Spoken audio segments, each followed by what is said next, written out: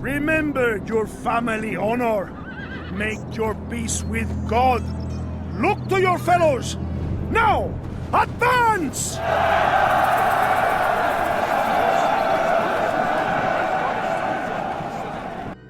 Hello everyone, this is Captain Soban. Welcome aboard the Starship Normal Prize for our first episode of Medieval 2 Total War. Okay, so as you guys probably noticed, we're going to be taking a break from Sword of the Stars for a while.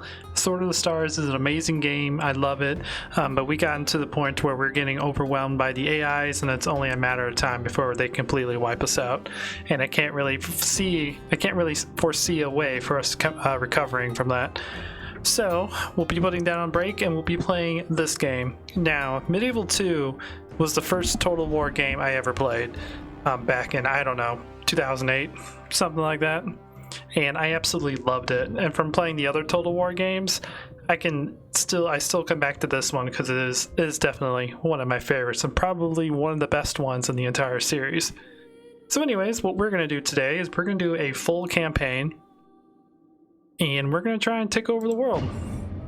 So we're going to do a Grand campaign. And now we're going to pick our leaders that we're going to do to try to take over all of Europe and Africa and all that fun jazz. And also, I did find a mod that actually expands Medieval 2 Total War to where you can take over the entire world. We might actually check that out in a mod spotlight. And we might actually try that out if people like this enough and want to get more Total War. So anyways, we got 5 factions we can choose from. We got England, who's usually the one I normally play, so I probably won't play this as the main campaign. We got France, starts right over here. Get about, I think, 4 territories you start out with. Let's see, their strengths are... they got the best cavalry in the west and good infantry in the late period, but they have weak infantry in the early period. So they're hard to get going, but once they get their technology going and get their cities built up, then they're pretty good. The Holy Roman Empire, which I'm actually currently playing on an offline save. They're strong all around, but they lack late period units to go up against England and France in the late game. Then we got Spain, who starts out over here with only 2 territories. Interesting. So they have excellent naval units, light infantry, and cavalry, but they lack heavy infantry and spears in the early period. So melee is definitely their weakness in the very beginning. Then we have Vients, who only has 3 territories. Boost strong militia infantry, good colonial units, and late technology, but somewhat poor cavalry. I think we're gonna go with Spain. Because normally I play England, and I'm playing Holy Roman Empire right now,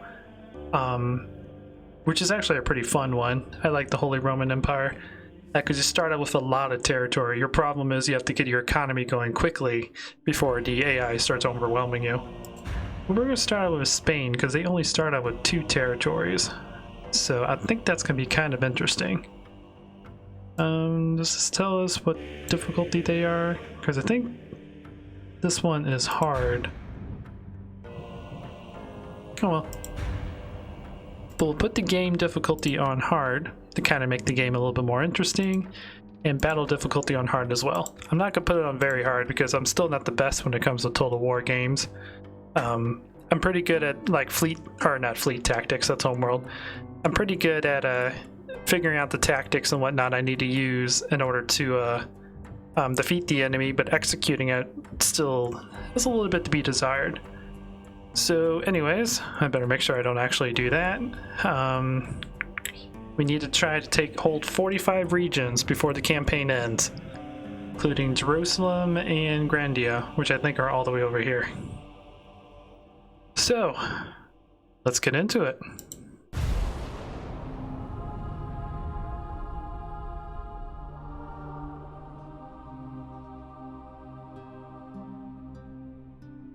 Spain is a land divided. Enduring the conquest of the Moors for many centuries has left a bitter taste with her people, who fight for liberation in the name of God and King. The Reconquista is fought daily.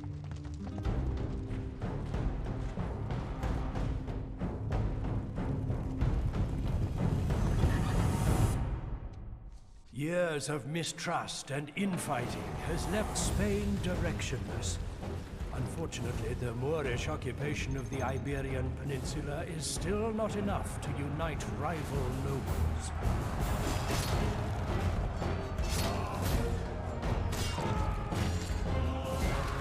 Look at those state-of-the-art graphics. Such great cinematics. In times as dark and seemingly hopeless as these, the survival of No, the no, no, Spanish don't kill rests me! solely on the shoulders of those willing to go above and beyond the call of duty. Heroes must rise so that Spain can be free and united once more.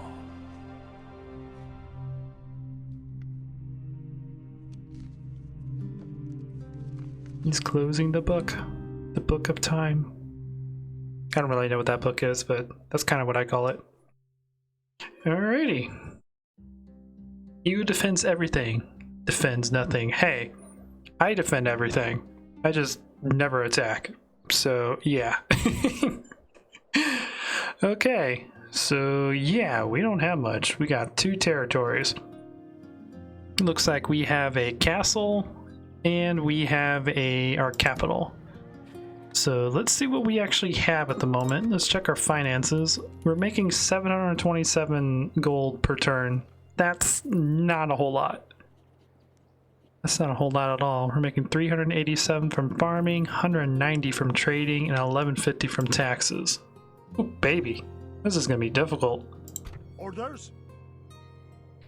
So it does look like we have some iron here. So we might be able to build us, yes, a mine, which will give us 360 income. Good. Because we needed income to fund a military. And this might take me a bit to get used to. We got 2 princesses. Interesting. And we got a spy. Okay, so I think the first thing we want to take over is this castle down here, and we'll probably convert it into a city, so that we can get a port going, which will help our income big time. Cause let's see, 1150. Oh, that's taxes. We're only on 190 for trade. So we got a priest here. We are looking bad on our religion. Because if you guys are unfamiliar with this game, religion, even though it's not too bad here because the city is really small, religion really hurts public order. So I guess before we really get into the game, let me kind of explain how the game works. So in this game, our job is to conquer the entire, well, 45 territories, but majority of the map, which is all of this around here. Get this down here. So what we want to do is first we need to get a military so we can actually start conquering. And we also need to get good diplomatic relations so we can trade with other people and generate income from trade. And obviously if you go at war with people you're trading with, you'll lose income because you'll no longer be trading with them. So what first thing I need to do is we need to get our spy down here into this little village or this little castle so that we can start preparing what we need to do to take this area over. I forgot the thing was set to fast speed, so he went there super quickly. And so, let's see if our spy is successful. He is luring one of the guards into a dark, creepy alley. Sounds like he killed something, and it looks like he's now part of the guard. Cool. So he was successful in infiltrating that area. It makes sense, it's a rebel area, so they don't have a whole lot of security. But they do have quite a bit of military. A lot bigger than I was expecting. So they got a general who is pretty high up there. Okay. 3 cavalries, which holding a city won't really make that much of a difference. He's got, looks like 2 militia and 2 javelins. Interesting. So he doesn't have a whole lot of like frontline infantry units, which is kind of good. Your will. We have a couple archers and a couple militia. Your Majesty. Let's see. Also, I'll kind of explain how all this stuff over here works real quick too before we really get into the game. So income obviously is the amount of income that your city is producing, and that is broken down over here in your details on multiple things. So we're getting 166 income from the farms that are built into your city, and you can improve the farms with this research here, or this building here. Taxes, which come from your people. You can change the tax rate on cities. You can't change it on castles. They're always normal. So by changing that, we'll change the public order, because, you know, less taxes will keep people happy. Higher taxes will keep people mad, blah, blah, blah.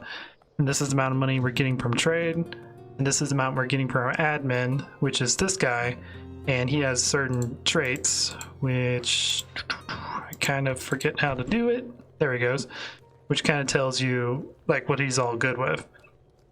So he has 3 command, no chivalry, 2 authority, and 3 piety.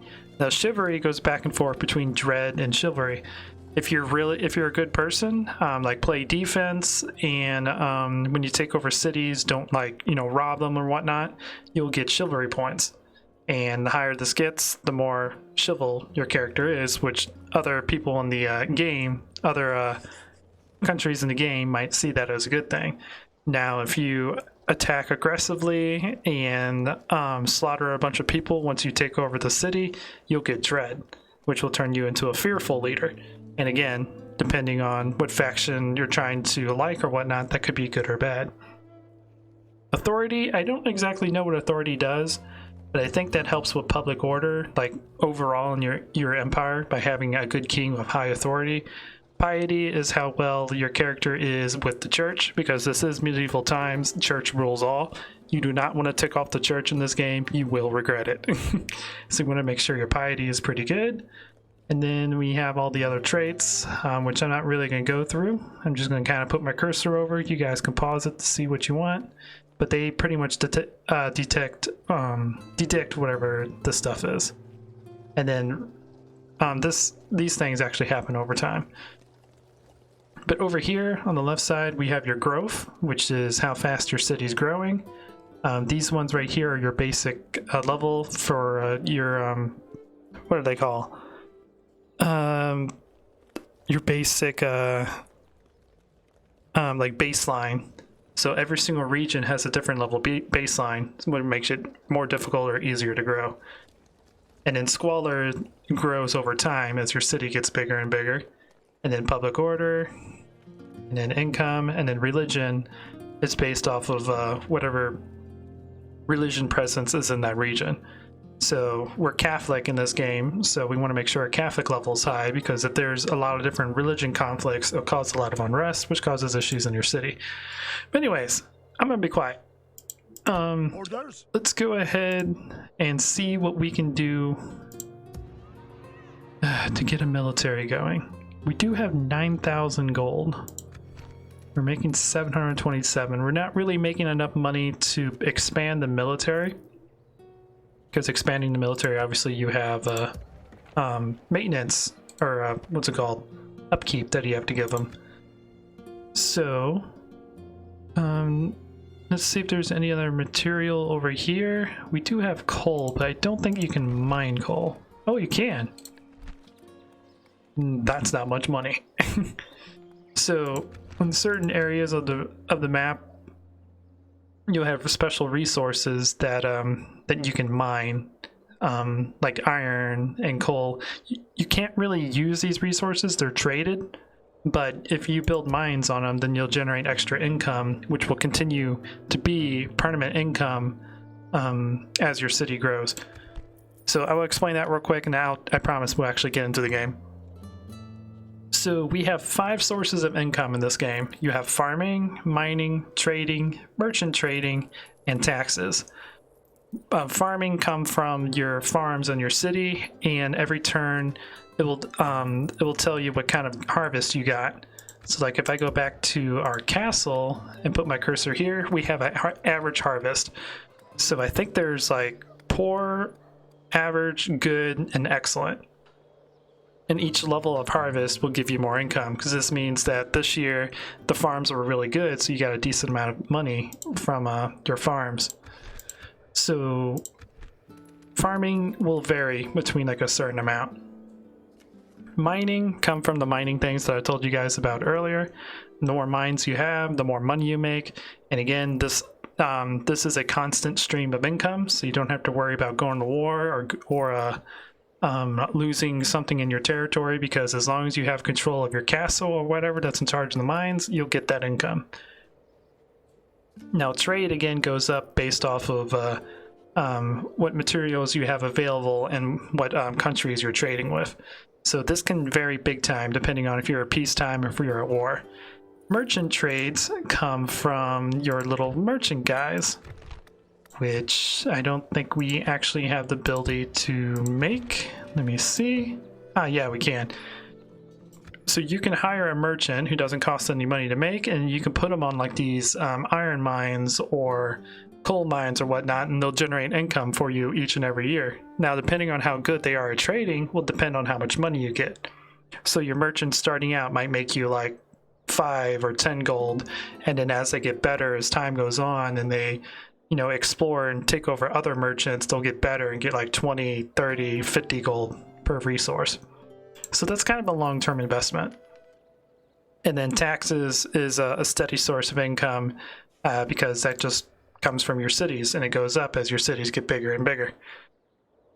Anyways, after all that fun jazz and explaining, I apologize about all that, but I kind of want to get you guys up to speed so I can kind of just focus on the game. So we have... How good are you?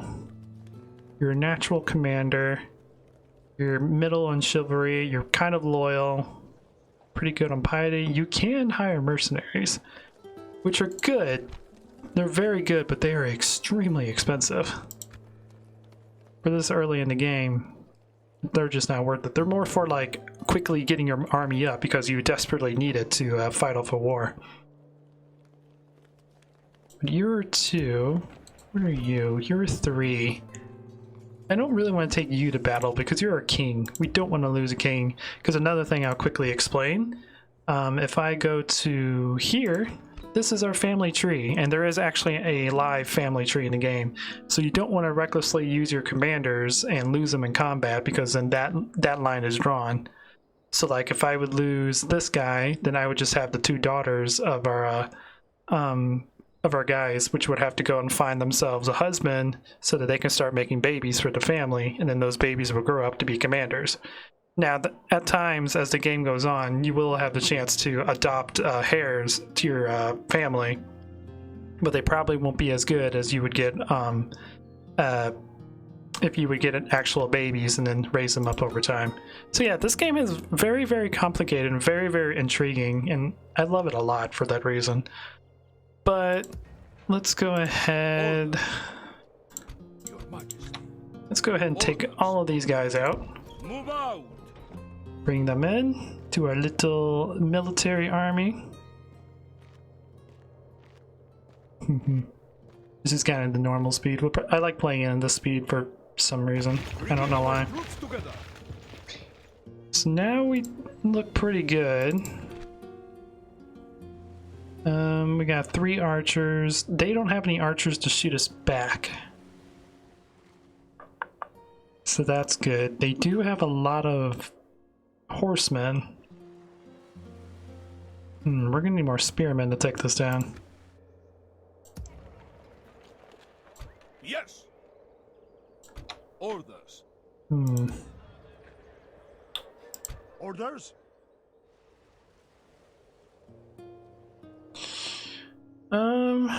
Hello, Your Highness. Hello, Your Highness. Your Majesty. Orders. Let's go ahead and bring these guys down. Onward. We continue tomorrow, my lord. We'll combine these together, and then we'll use that army to try to take this guy over. Okay. Yes? In the meantime, I need you to head up here. Happily, my lord. You start spreading around in that direction. This is our princess, or one of our princesses of the crown. She can go out, she can act like a diplomatic for the nation, or she can go out and get betrothed. Royalty And needs its rest, my lord. she can get betrothed and then start making babies for your society. Hello, Your Highness. Because that's what they did in the medieval times.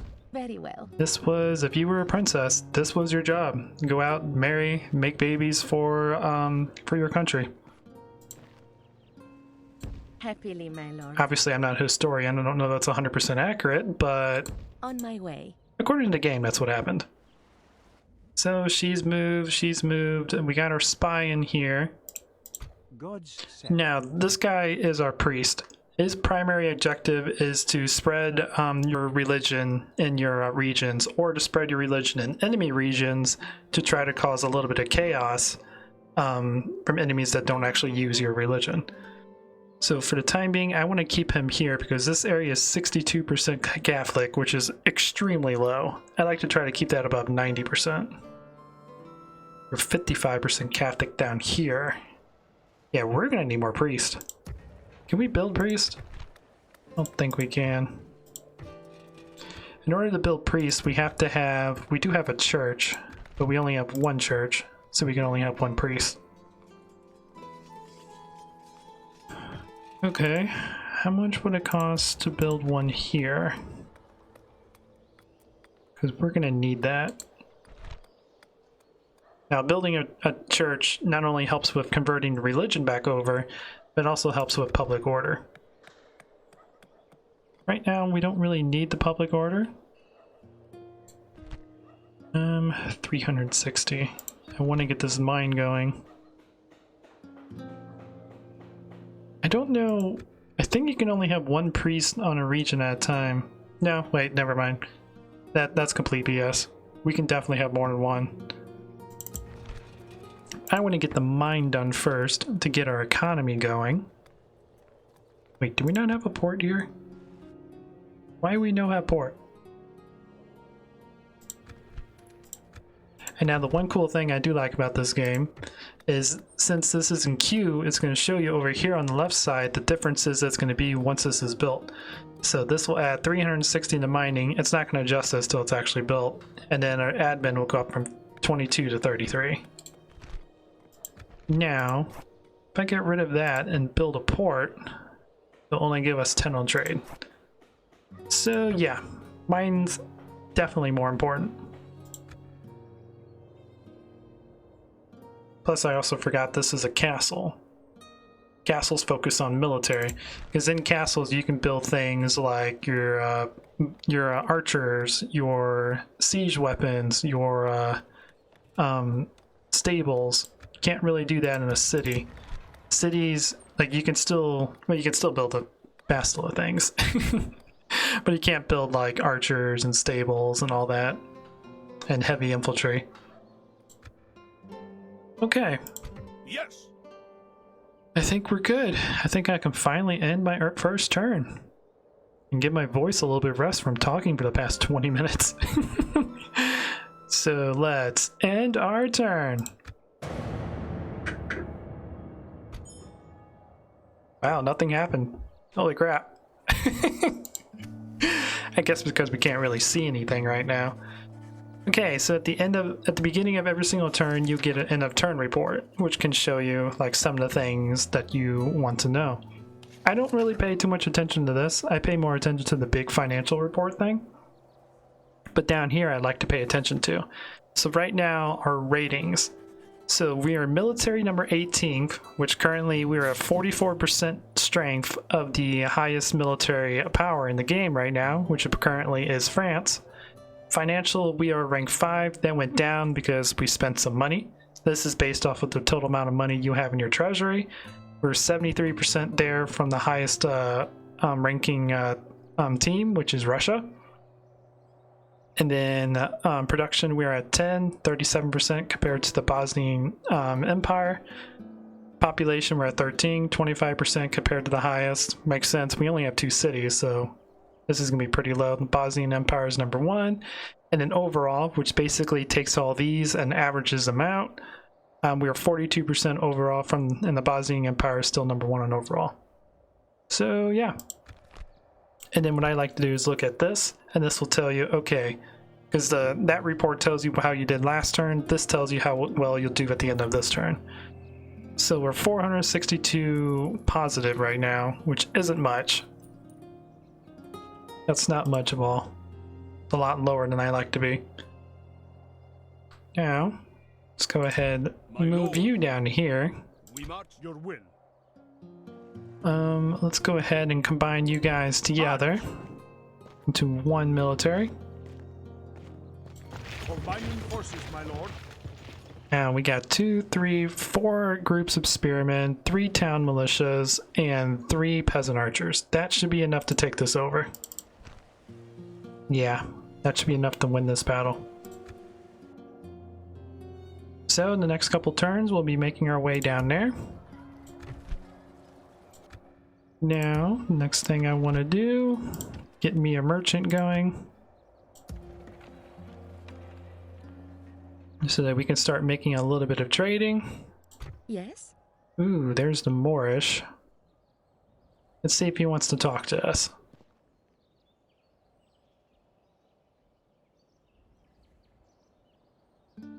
There is something you wish to speak of? Okay, so let's kind of take a look at his stuff. We have 3 hearts, and he's got 3 diplomats, so skill-wise we're the same.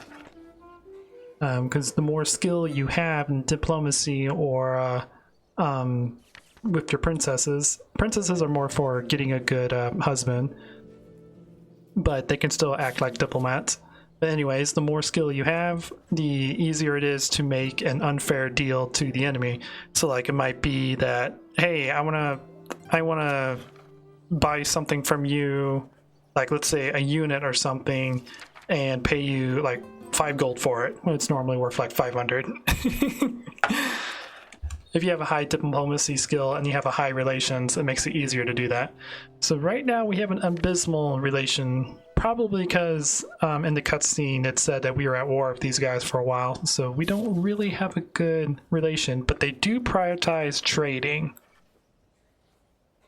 They have Islamic religion, which is different than ours. We are Catholic. So we currently have no treaties, they have no allies, and their enemies of course are always the rebels. So let's see if they will trade with us. They say it's very generous. Okay, let's go ahead and make an offer. May Allah, Lord of us all, smile upon your generosity, Sadiq. Okay, so they were extremely happy about that, which makes sense. Also, I think the mediocre is their current wealth level. I think the lower the wealth they have, the more acceptable they are of actually trading with you. We welcome words of wisdom such as these. As-salama. So, now if we look at this, I don't think this goes up until next turn. But I could be wrong on that. We're at 246 on trading. We're 367 on farming. Jeez, did we have a bad farming year? Poor harvest. Poor harvest. Yep, we had a bad farming year. Okay, that's fun. That's really fun. Your Majesty? So you keep going out in this Happily, my direction. lord. Let's see what other empires we can find. I shall stop here for the night. Ooh, there's Portugal there. Okay, so next turn we'll go talk to Portugal. Alright, anything else we want to do this turn? I'm gonna bring you down here to try to take over this one. I don't think there's anything we're doing. We're building a mine there in at our castle. You're building a merchant. Building a mine is pretty useless for you.